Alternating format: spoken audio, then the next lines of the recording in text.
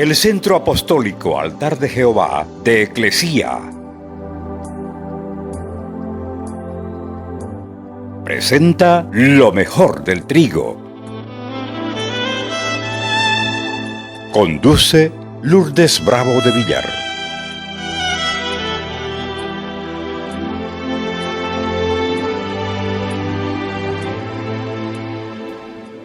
Primera de Juan, capítulo 3, verso 8. El que practica el pecado tiene dueño, es del diablo, dice la Escritura. Porque el diablo peca, ¿desde cuándo? Desde el principio. Por esto, porque el diablo peca desde el principio y los que practican el pecado son de él, para esto apareció el Hijo de Dios, para deshacer, destruir las obras del diablo. ¿Qué es deshacer? El término deshacer se traduce desde del griego luo, que significa deshacer, significa desatar, soltar las cadenas, abrir, quebrantar.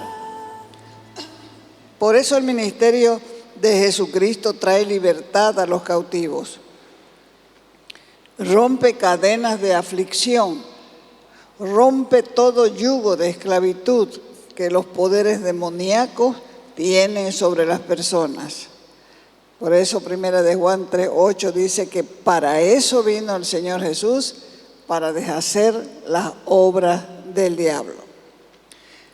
Desde el Antiguo Testamento vemos en la Escritura al enemigo procurando afligir, abatir, desconsolar al pueblo de Dios. ¿Para qué? ¿Para qué lo desconsuela? ¿Para qué lo abate? ¿Para qué lo aflige? Para parar, para frenar, para atajar los planes y propósitos que Dios tiene para cada vida. Egipto es un ejemplo de cómo esclaviza el enemigo a las personas. Egipto sometió a Israel por 420 años. Y ellos estaban tan agobiados, tan afligidos, que su único descargo era multiplicarse. Hijos de hijos de hijos se multiplicaban. Y ellos vivían en ese tren, afligidos, desesperados, necesitados, trabajando todo el tiempo, hasta que el pueblo deseó la libertad. Si el pueblo no desea la libertad, si la persona no desea la libertad, esa persona puede vivir así esclavizado toda su vida. Cuando el pueblo deseó la libertad, entonces subió el clamor del pueblo. ¿Y qué pasó? Dios los escuchó. ¿Antes no los escuchaba? Sí, sin duda que sí. Pero al principio ellos no estaban desesperados. El clamor no era tan fuerte. Pero cuando ya el pueblo realmente no aguantó, comenzó a clamar a Dios a gritos por libertad. Fíjese que cuando tiene usted una necesidad, viene a Dios y le pide a Dios, pero no está a gritos. Pero cuando ya usted no aguanta, es cuando usted se quebranta y quiere golpearse la cabeza en el piso porque se siente impotente, no tiene respuesta para lo que está pasando. Y entonces dice la Escritura, Dios, ¿qué hace Dios? Escucha. Entonces Dios los escuchó, comprobó su aflicción y les mandó un libertador. Les mandó a Moisés para que él le dijera al faraón unas palabras bien significativas. Éxodo 8:1. Deja ir a mi pueblo. ¿Para qué lo deja? ¿Para qué le está diciendo al faraón que deje al pueblo ir? ¿Para qué? Lea. Deja ir a mi pueblo para ¿cuándo lo vas a servir? Deja ir a mi pueblo. ¿Para qué? Para que me sirva. La primera parte, deja ir a mi pueblo, nos hace ver la condición del pueblo. ¿Por qué tenía que dejarlo ir? Porque lo tenía esclavizado, y un pueblo esclavizado no puede cumplir el propósito de Dios. No puede. Por eso es que a veces uno dice, pero yo no me siento pecador. Yo no siento, pero no tienes ni pizca de gozo, ni pizca de alegría, y cuando abres la boca es para vertir veneno. ¿Cómo no te vas a sentir? Cuando vos clames de verdad y llores y digas, no aguanto esta situación o esta vida, entonces vas a poder ser libre. El diablo no solamente los tenía bajo esclavitud, sino que no les daba tregua, no los dejaba pensar, no les daba respiro, trabajaban de sol a sol, no había mejoría, y así no se puede cumplir el plan divino. El enemigo es el peor esclavista. Aumenta el trabajo, aumenta la aflicción, aumenta el engaño, invade los pensamientos, fomenta las ofensas, promueve el resentimiento y genera desánimo. Así los tenía el faraón a los israelitas, sometidos a una esclavitud sin tregua, porque capataces todo el día los arengaban, obligándolos a trabajar días tras días, mientras construían las ciudades de almacenaje de Ramsés que eran para el faraón. Eso es lo mismo que hace con nosotros. Nos mantiene ocupados en muchas cosas para que no tengamos tiempo para servir a Dios. Tal como el pueblo de Israel, el pueblo de Dios, la iglesia tiene que ser libre. Porque la iglesia está llamada a servir a Dios. Deja ir a mi pueblo. ¿Para qué? Para que me sirva. Él tiene un propósito, Él tiene un diseño, que es el que cada uno de nosotros podamos servirle, podamos adorarle, podamos darle culto, desempeñar lo que Él ha puesto en nuestro corazón, ministrar a otros que tienen necesidad, porque ya nosotros pasamos por lo mismo. Entonces el servicio a Dios es una expresión de adoración y no una carga, no una molestia, porque el que piensa así, entonces ese que piensa así no conoce a Dios. Servimos al Señor también por gratitud, por amor, porque Él nos ha cubierto con gracia. Y como lo expresó Pablo, la gracia que Dios me dio, dijo Pablo, no ha sido en vano conmigo.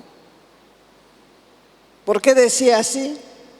Porque la gracia es un regalo de Dios, pero es un regalo de Dios para que cumpla un propósito. La Biblia enseña que Dios sacó al pueblo de Israel a través de obras poderosas y sobrenaturales. Y sin duda son las mismas cosas que quiere hacer con cada uno de nosotros, porque Él no ha cambiado su deseo. Su deseo de Él es libertar a sus hijos para que avancemos en el propósito eterno que Él diseñó para cada uno. Por eso dice Primera de Juan 3:8, para esto apareció el Hijo de Dios, para deshacer las obras del diablo. Y de esa manera es el que el Señor muestra su poder a favor de sus hijos y los libera. En los evangelios de Mateo, de Marcos, Lucas, abundan relatos donde se ve a Jesús expulsando demonios de muchas personas. Y eso fue un trabajo grande dentro de su ministerio. Ese trabajo lo dedicó él para la liberación. Él tenía un propósito, tenía que venir, tenía que morir y tenía que resucitar para derrotar a Satanás. ¿Para qué? Para nuestro beneficio. Para eso apareció el Hijo de Dios, para deshacer las obras del diablo. ¿Dónde? En nuestras vidas. Los líderes religiosos judíos estaban admirados de la autoridad que Jesús ejercía sobre los demonios. Por eso dijeron, ¿qué es esto? ¿Qué está pasando aquí? ¿Qué nueva doctrina es esta? Que con autoridad manda aún a los espíritus inmundos y le obedece. Pero ese ministerio no terminó con él. El Señor Jesús entrenó a sus 12 discípulos y los envió para que ejerzan lo que habían aprendido. Y luego después envió a otros 70 y luego nos envió a todos sus discípulos de él. Mateo 10, verso 1. Dice, entonces, llamando a los 12 discípulos, les dio autoridad sobre los espíritus inmundos para que los echasen fuera. Lucas 10, 1. Después de estas cosas, designó el Señor también a otros 70 y los envió de 2 en 2. Y Lucas 10, 17 dice, volvieron los 70 con gozo, diciendo, Señor, aún los demonios se nos sujetan en tu nombre. Entonces nosotros fuimos llamados para vencer, para ser dotados de autoridad, para poder ejercer lo que Cristo delegó a la iglesia. ¿Qué significa autoridad? La palabra griega exousia significa poder legítimo, real, poder pleno para actuar, para poseer, para controlar, para disponer de algo o de alguien. Entonces, en el Señor Jesús tenemos esta autoridad, que también podríamos llamarla potestad, dominio, imperio y poder. Hay dos clases de autoridad. Una es la autoridad terrenal y la otra es la autoridad celestial. Veamos la primera. Autoridad terrenal es la autoridad que tenemos para que podamos ejercer sobre las cosas que poseemos. Autoridad celestial es para ejercer lo que está escrito en Marcos 16, 17, que dice, y estas señales seguirán a los que creen. En mi nombre echarán fuera demonios, hablarán nuevas lenguas.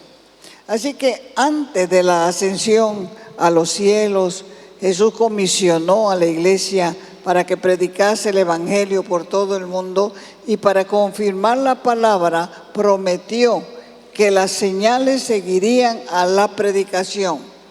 Y la primera señal que mencionó es precisamente la liberación, que no es otra cosa que literalmente obligar a los demonios a salir de una persona en el nombre de Jesús. Mateo 28, 18, toda autoridad en los cielos y en la tierra le pertenece a Jesús. Y Él mismo nos dio poder, poder completo, poder absoluto, poder suficiente en el reino de las tinieblas para echar fuera demonios.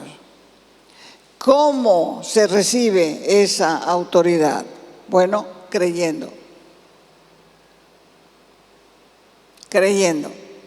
En muchas ocasiones cuando Jesús efectuaba un milagro, primero reprendía a sus discípulos por la falta de fe y les hacía ver que ellos también tenían autoridad para efectuar milagros en su nombre.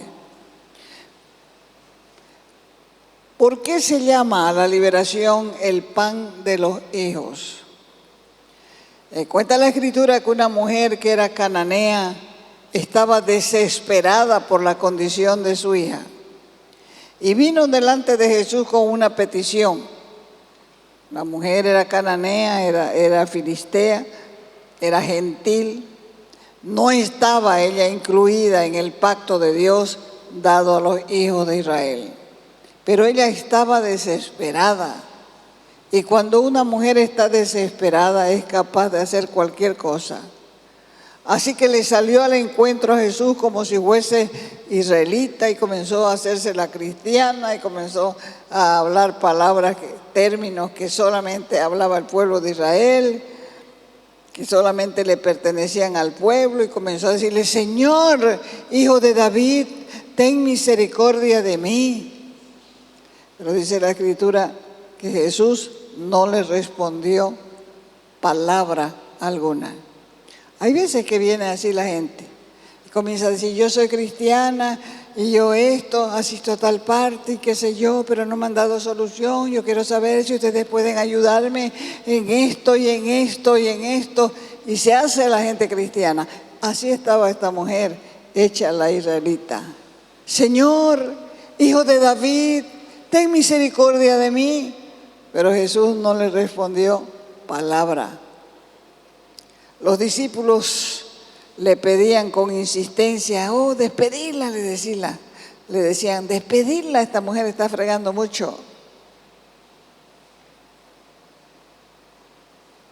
Pero entonces Jesús abrió su boca y le dijo a la mujer: no soy enviado a los gentiles, sino a las ovejas perdidas de la casa de Israel. Él se estaba refiriendo al pueblo de Israel, porque el pueblo de Israel era el único que tenía pacto con Dios. Solo los israelitas poseían los derechos legales, solo ellos poseían las bendiciones del pacto, como ser salud, liberación, salvación, protección, provisión. Y le dice a la mujer: no es bueno o no está bien tomar el pan de los hijos y echarlo a los perrillos. Con estas palabras les estaba diciendo a la mujer que los únicos que tenían derecho a las bendiciones del pacto eran los israelitas. Pero esta mujer estaba desesperada. Estaba buscando una solución para su hija.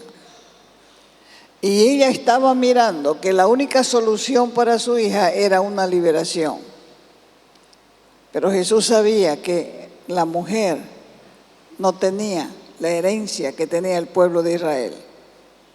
Porque en aquel tiempo los que no eran gentiles, los que eran gentiles más bien y no eran israelitas, eran considerados perros. En otras palabras, Jesús sabía que los hijos de Abraham se sentaban a comer de las bendiciones de Dios, mientras que a los gentiles no les era siquiera permitido acercarse. Entonces la mujer se humilló. Ella tenía una desesperación terrible, se humilló, reconoce que el privilegio que tenía Israel era por los pactos. Reconoce que para el Mesías o el maestro o el rabino que estaba ahí, su prioridad era el pueblo de Israel. Pero aún así ella sigue insistiendo y apela a la misericordia incondicional de Jesús. Ella quería liberación para su hija, porque ella sabía que su hija estaba poseída. Y le contesta al Señor: aún los perros, le dijo, comen de las migajas que caen de las mesas.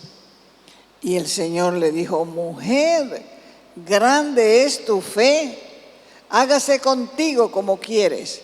Y su hija, dice, fue sanada desde aquella hora.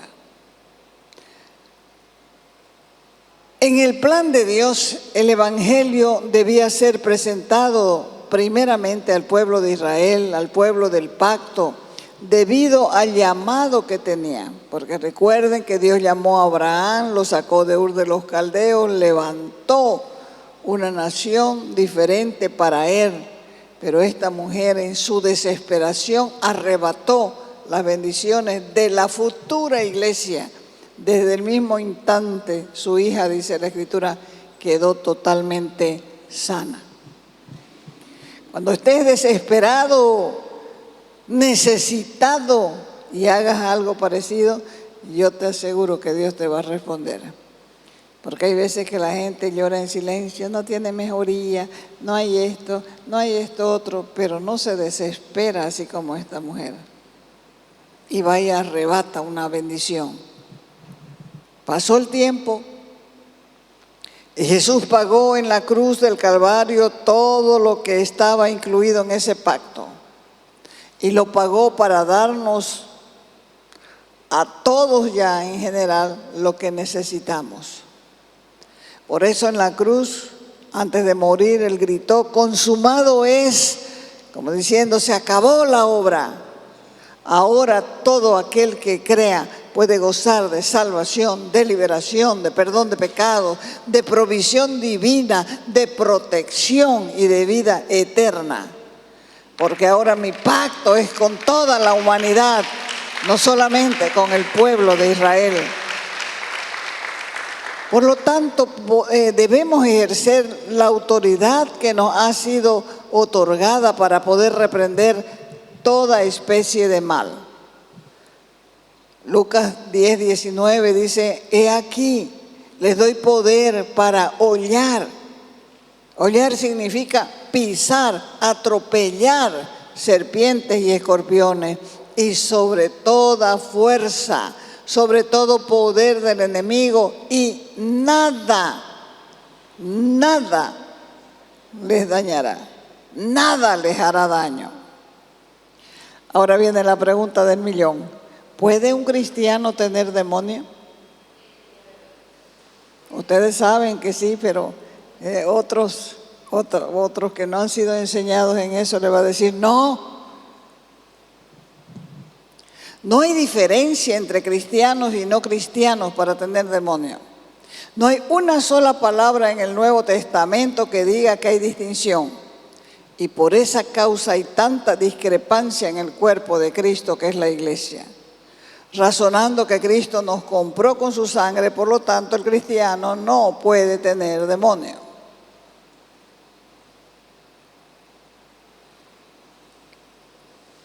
Pero nosotros sabemos que sí.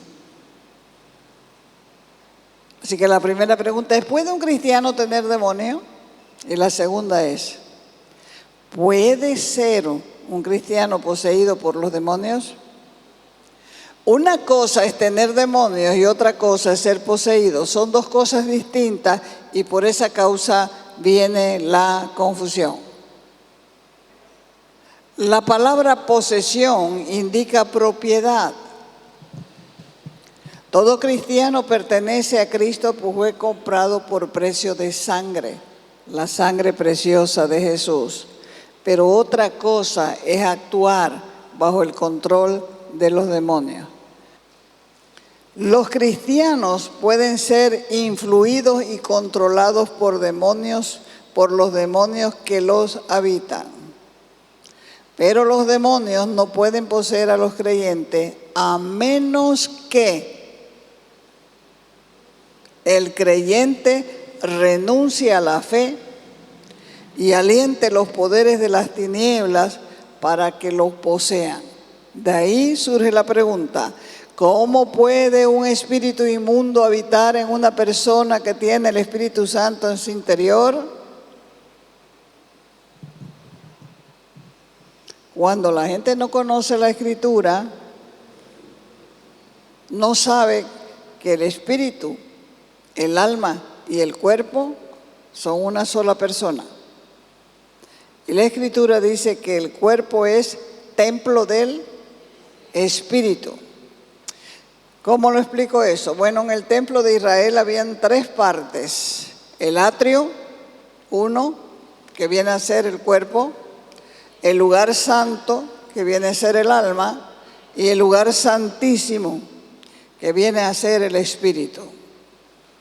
Se sabe, por lo que uno lee en la Escritura, que la presencia de Dios, la nube Shekinah, habitaba solamente en el lugar santísimo. Y estas 3 divisiones en el templo corresponden a la naturaleza tripartita del ser humano: espíritu, alma y cuerpo. En el cristiano, el espíritu del hombre es el equivalente al lugar santísimo. Ahí mora, ahí vive el Espíritu Santo de Dios. Y el Espíritu Santo quiere que cada uno de nosotros sometamos todas las áreas de nuestro templo a su control.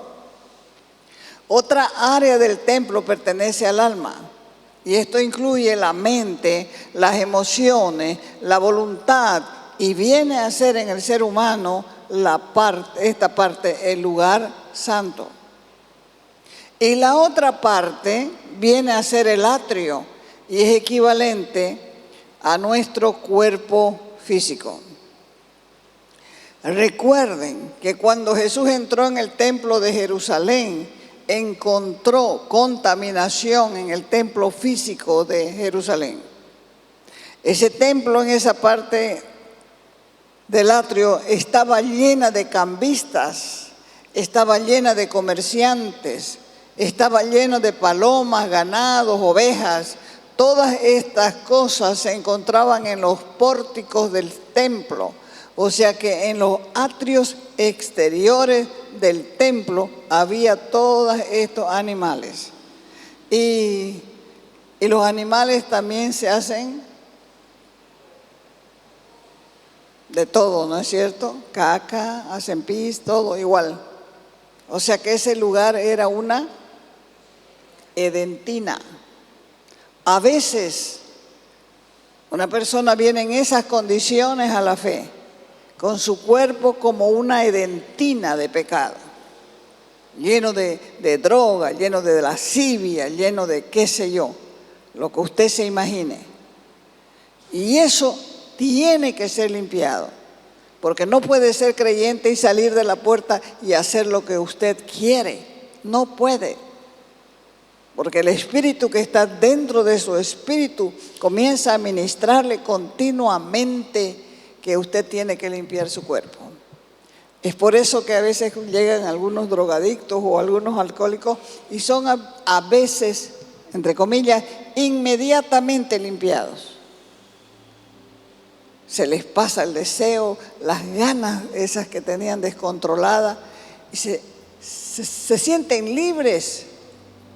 Y 2 o 3 días están libres y después otra vez se ensucian.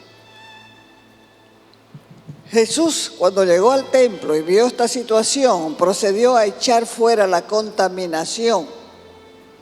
Y ahí hay una analogía, una similitud, una semejanza con la liberación.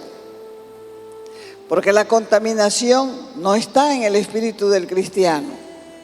Antes esa persona estaba muerta en sus delitos y en sus pecados.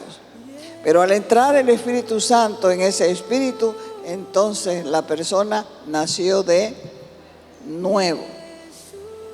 O sea que la contaminación no está en el espíritu. Ya no está en el espíritu, porque esa persona nació de nuevo. No está ahí. Ahí habita ¿quién? El Espíritu Santo. La contaminación entonces está en el alma y en el cuerpo. En la mente, en las emociones, en la voluntad, en los deseos del cuerpo. Te invitamos a nuestras reuniones los días viernes y sábado a las 6 de la tarde. Los domingos a las 10 de la mañana y a las 6 de la tarde. Calle Nicolás Suárez, esquina Félix Pinto.